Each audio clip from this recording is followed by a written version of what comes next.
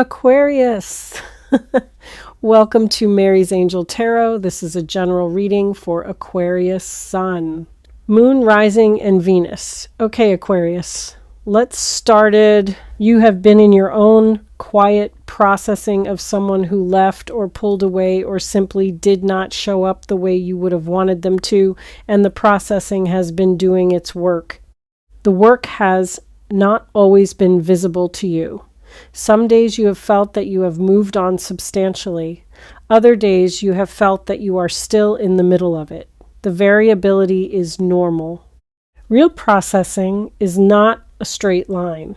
It is a wave pattern that moves forward overall while including periods of regression and periods of stillness. You have been in the wave throughout the time since this person stepped out of the active part of your life. The wave has been carrying you, even when its direction was hard to track. The carrying has produced a version of you who is more complete than the version that was in the original difficulty. The completion has been earned through the work the wave has been doing. Now, with you in this more complete state, the person from the original difficulty is going to reach out. The timing is not random. It is the result of several factors converging. One factor is that they have been doing their own version of processing on their own timeline with their own intermittent insights and avoidances. The processing has reached a point where their regret has become substantial enough to push them toward action. The pushing produces the contact you are about to receive. Another factor is that you have reached the state of completion I described, which means that your energetic field is no longer entangled with theirs in the way it was during the active period of the difficulty. The disentanglement has freed up something that allows the reaching out to actually arrive, where during the entangled period the reaching out might have been blocked or distorted. A third factor is the larger timing dimension that operates at the level of when various things are appropriate in your life. The conditions are now appropriate. The contact is now possible. The contact will arrive through text or message rather than through richer modes of communication. This is not because they are unwilling to engage more fully, but because text gives them a way to begin the conversation that is appropriately calibrated to the early stage of reconnection. A phone call would be too much for the first step. A request to meet in person would be too much. A text is the appropriate first move, and they will recognize this and act accordingly. The text will be honest. It will not pretend that nothing happened. It will not arrive as casual.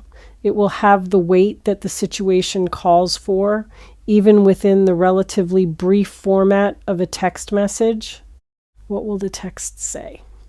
Specifics depend on your situation, but the general shape will include some version of acknowledgement that they are aware of what happened between you, that they have been thinking about it, and that they would like to reach out. The acknowledgement may be more or less complete depending on what they are capable of in this first moment. Often, first contacts of this kind are deliberately incomplete because the sender is testing whether the contact is welcome before delivering more substantive content. Allow the incompleteness if you encounter it. The full content will come in subsequent exchanges if you decide to engage further. The first text is the door knock. The conversation that may follow is what happens after the door is opened. Whether to open the door is your decision. Let me discuss this carefully because the title points towards something you should know, and the something includes considerations about what kind of reconnection is and is not appropriate based on what you have learned about yourself during the period of separation. What you have learned about yourself during the separation is significant. The separation has given you the opportunity to experience your own life without this person in active relationship. The experience has produced clearer information about what your life is like under different conditions. Some of what you have discovered may have been surprising. You may have discovered that you have capacities you did not know you had. You may have discovered that certain things you thought required this person are actually available without them. You may have discovered that some patterns you were operating in were specifically tied to the dynamic with this person and have not necessarily continued in their absence. All of this is genuine self-knowledge, accumulated through the lived experience of the separation. Carry this self-knowledge into your decision about whether and how to reconnect. The you who is considering the reconnection is more informed about yourself than the you who was in the original relationship. The more informed version has access to perspective the original version did not have. Use the perspective. Do not abandon it in the moment of being contacted. The contact is exciting in some ways, possibly emotionally activating, possibly producing a pull toward immediate engagement that bypasses the reflection that the perspective would offer. Resist the bypass. Engage from your perspective rather than from the activated state. The thing you must know, which the title is pointing at, is that the version of this person who is reaching out may not be substantively different from the version who left. Their regret is real in the sense that they are genuinely experiencing it. But regret is not the same as having done the work that would make them capable of being meaningfully different in a renewed connection. Regret can produce reaching out without producing the underlying changes that would make reaching out productive. Reaching out with regret but without the underlying changes tends to lead to repeated versions of the same difficulty because the conditions that produce the original difficulty have not been altered. Pay close attention, if you choose to engage with the contact, to whether their behavior reflects regret only or whether it reflects regret combined with actual change. The diagnostic involves looking at several things. Are they taking responsibility for their part in what happened, or are they framing it in ways that put the responsibility elsewhere? Are they describing what they would do differently in concrete terms, or are they offering vague assurances that things would be better? Are they asking about you and listening to what you say, or are they primarily focused on getting their own message across? Are they respecting your timeline and decision-making process, or are they pressuring you toward quick reconnection? The answers to these questions will tell you which version of the person you are dealing with. The questions are not adversarial. You are not trying to catch them in something. You are gathering information that will inform whether continued engagement with them serves your actual life. If the information indicates real change, continued engagement may be appropriate. If the information indicates regret without underlying change, continued engagement is more likely to lead back into the old patterns. The patterns were not workable before. They will not be workable now if nothing has changed in the conditions that produced them. The energy that comes through at Mary's Angel Tarot when this kind of regretful contact is approaching has a particular quality of complexity. The complexity is the situation itself. There is something genuine about what is happening in that they really are reaching out and really are feeling what they are feeling. There's also the question of whether the genuine feelings translate into the kind of capacity that would make reconnection beneficial.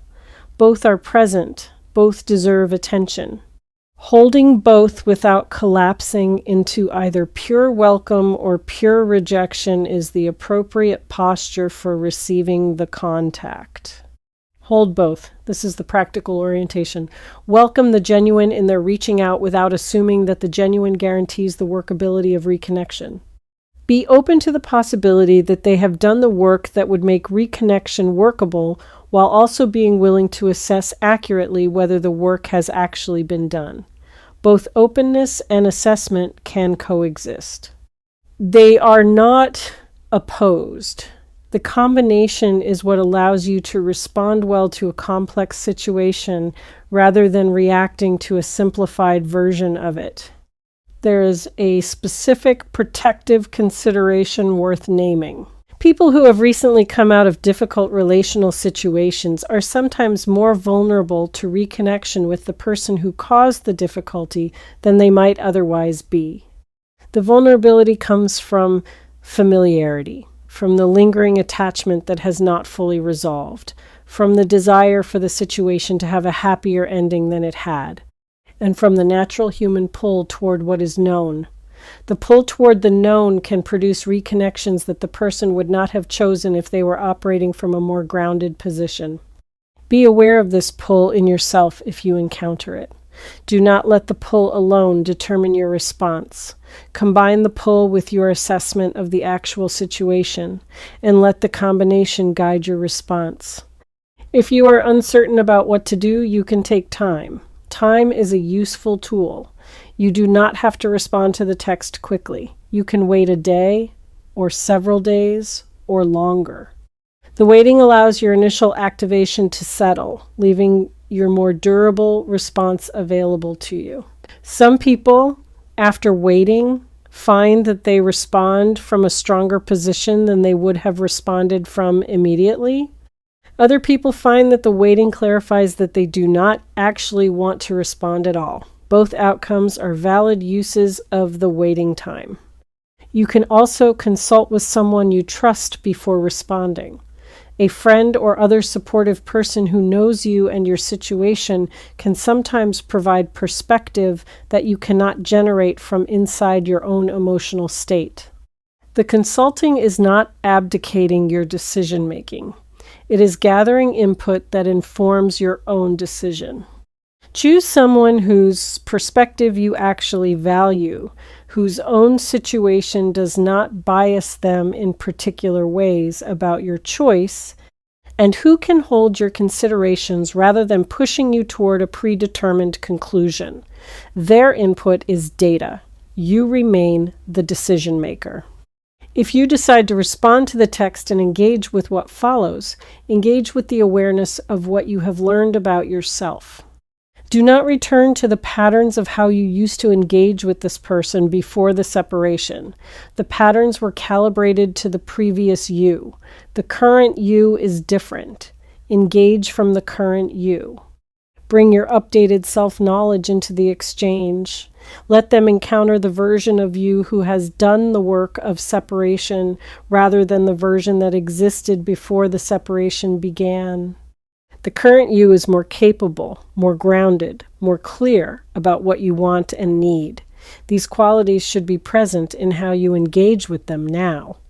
If they respond well to the current you, that is information that they have done some work on themselves too. People who have grown tend to be drawn to and capable of engaging with growth in others. People who have not grown often struggle when the other person has changed. Their struggle may not be conscious or intentional, but it shows up in their behavior, particularly in ways that try to pull the other person back into the previous patterns. Notice if they are trying to pull you back. If they are, that is a sign that the work has not happened on their side, regardless of what they say. If they engage with the current you with curiosity and respect for the changes you have made, that is a sign that work has been done on their side. They are capable of meeting the new you. The capability is one of the conditions that would make continued engagement potentially productive. The other conditions include their having done specific work on the patterns that produced the original difficulty, their being able to communicate about what they would do differently in concrete terms, and their being able to take responsibility for what happened without excessive defensiveness. Look for the conditions.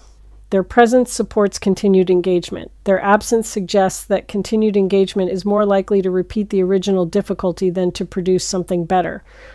Whatever you decide, you are not obligated to perform a particular relationship to the past with this person.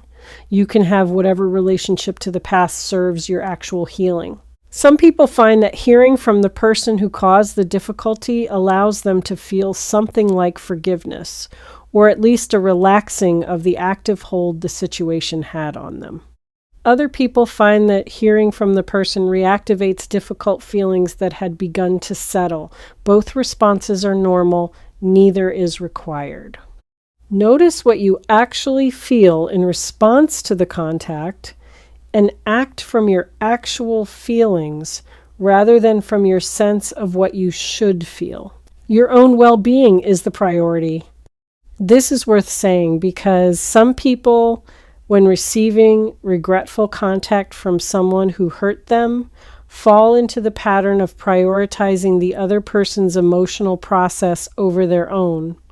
You are not responsible for handling this person's regret in ways that ease their experience. You are responsible for making decisions that serve your own life. If responding to them serves your life, respond. If not responding serves your life, do not respond. If responding briefly and declining further engagement serves your life, do that. The choice is calibrated to your well-being rather than to theirs. Trust your sense of what serves your well-being. You have been developing this sense across the period since the original difficulty. The development has been part of what you have been quietly accomplishing during the time of separation. You now have access to a clearer signal about what is and is not good for you than you had during the active period of the original relationship. Use the signal, it is reliable. You are about to have the information you need to make a choice. The information includes what they say in the text, how they engage if you respond, and what you discover about yourself in the process of engaging or not engaging. All of this is information. Receive it as such. Use it well, and let your choice be the one that serves the version of you who has been built through the work of the separation, not the version of you who was in the original difficulty. The new you is the one who is making this decision. Trust the new you. The new you knows things the old you did not know. Operating from the new knowledge is the path that produces outcomes consistent with the growth you have done. Okay. Thank you so much for watching Mary's Angel Tarot. If this reading resonated with you, don't forget to like and subscribe for more messages. Take care of your energy, trust your intuition, and I'll see you in the next reading. Bye-bye.